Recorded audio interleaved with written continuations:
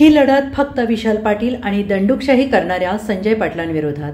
विशाल पाटलांनी दंड थोपटले. आमची लढाई ही स्वार्थासाठी नसून काँग्रेस पक्षासाठी आहे आणि या काँग्रेस पक्षाच्या विचारांचाच खासदार सांगलीमध्ये निवडून येईल. सांगलीमध्ये तिरंगी लढत होत नसून ही लढाई फक्त विशाल पाटील आणि दंडुकशाही करणाऱ्या संजय काका पाटलांच्या विरोधातच होणार असल्याचं अपक्ष उमेदवार विशाल पाटील यांनी म्हटलं आहे. विशाल पाटील यांनी सांगलीमधून बंडखोरी कायम ठेवताना अर्ज माघारी घेतलेला नाही. विशाल पाटील यांना लिफाफा हे चिन्ह मिळालं आहे. चिन्ह निश्चित झाल्यानंतर विशाल पाटील यांनी पत्रकार परिषद घेत भाजपवर घणाघाती हल्ला चढवला. शेवटच्या घटकापर्यंत आमदार विश्वजित कदम यांनी आपल्यासाठी प्रयत्न केल्याचं सांगितलं. चंद्रहार पाटील यांच्या माघारीसाठी आज 22 एप्रिल रोजी दुपारी 3 वाजेपर्यंत मदत केल्याचं विशाल पाटील यांनी सांगितलं. माझा उमेदवारी अर्ज माघारी घेण्यासाठी अनेकांचे फोन आले, वेगवेगळी पदे देण्यासाठी ऑफर आल्याचं विशाल पाटील यांनी सांगितलं. ते म्हणाले की मला पदे नको होती, माझी उमेदवारी जनतेची आहे आणि जनतेनेच आज उमेदवार दिल्याचं विशाल पाटील यांनी म्हटलेलं आहे. सांगलीमधील काँग्रेसचा सामान्य कार्यकर्ता माझ्या मागे उभा असल्याचं ते म्हणाले. आम्हाला ज्यांनी पाठिंबा दिला आहे त्यामध्ये आणखीनसुद्धा वाढ होईल असा विश्वास त्यांनी व्यक्त केला आहे. भाजपचा पाडावा आम्हीच करू शकतो असा विश्वासही त्यांनी व्यक्त केला.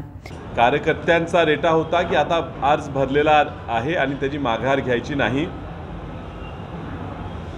आमची खूप अपेक्षा होती आणि मी त्याविषयी बोलवून दाखवलेली की आता आम्ही माघार घेणार नाही, पक्षाने माघार घ्यावी, आघाडीने माघार घ्यावी. आणि अर्ज भरायचा शेवटचा दिवस म्हणजेच 19 एप्रिल ह्या तारखेला AB फॉर्म काँग्रेस पक्षाचा आम्हाला मिळेल आणि काँग्रेस पक्षाचे जे नेतृत्व आहे ते गेले 90-95 वर्ष काँग्रेस पक्षासाठी राबणाऱ्या कुटुंबाला, जिल्ह्याला न्याय देतील अशी आमची अपेक्षा होती. शेवटच्या क्षणापर्यंत प्रयत्न केला पण AB फॉर्म आला नाही. अत्यंत दुःख वाटलं. त्यानंतरही आशा होत्या की नुरा कुस्ती करायच्या हेतूनं ज्या उमेदवाराला महाविकास आघाडीने उमेदवारी जाहीर केलेली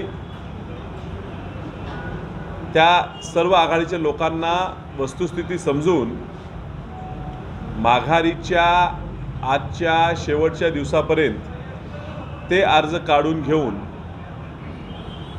महाविकास आघाडीचा पुरस्कृत उमेदवार म्हणून माझं नाव जाहीर करतील हे सुद्धा अपेक्षा होती.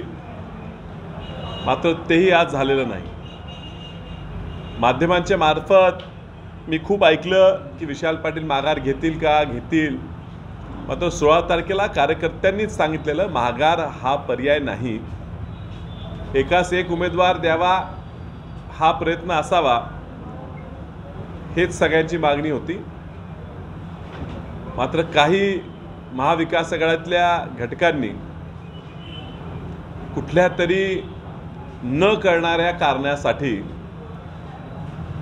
ह्या ठिकाणी शिवसेनेमार्फत उमेदवार दिला. शेवटपर्यंत प्रयत्न करताना सुद्धा त्यांनी तो काढला नाही. ह्यामुळे आज अपक्ष म्हणून आम्ही लिफाफा, एन्व्हलप हे चिन्ह घेऊन जनतेसमोर येत आहे. आज काँग्रेस पक्ष नवीन चिन्हाने, जसे इतर पक्ष नवीन चिन्हाने पुन्हा काँग्रेस पक्षाची बांधणी करतात त्या पद्धतीनं नवीन चिन्ह घेऊन, लिफाफा हे चिन्ह घेऊन काँग्रेस पक्षाचा एकनिष्ठ कार्यकर्ता हा येणाऱ्या निवडणुकीत काँग्रेस पक्षाच्या विचाराचा खासदार हा निवडून देणार. ही काँग्रेस पक्षाच्या अस्तित्वाची आणि सांगलीच्या अस्मितेची लढाई आहे. सांगलीचा उमेदवार हा दिल्लीत बसून, मुंबईत बसून, कागदावर बसून तुम्हाला हा मिळाला म्हणून आम्हाला ही सीट द्या असं बसून ठरवत नाही.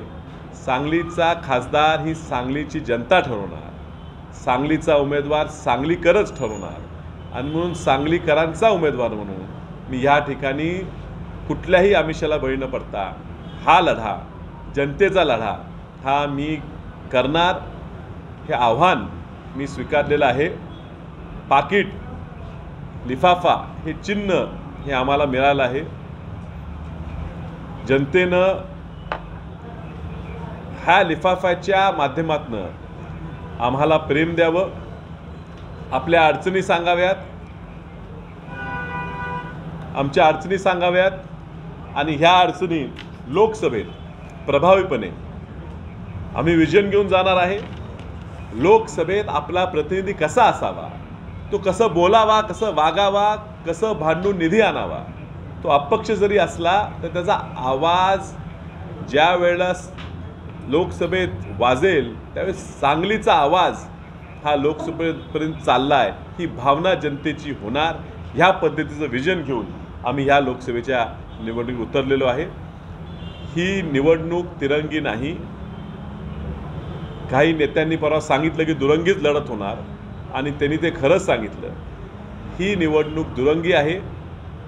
ही काँग्रेस पक्षाचा बंड केलेला विशाल पाटील विरुद्ध दंडुकशाहीचं राज्य चालवणाऱ्या संजय काका भाजप यांच्यातच आहे.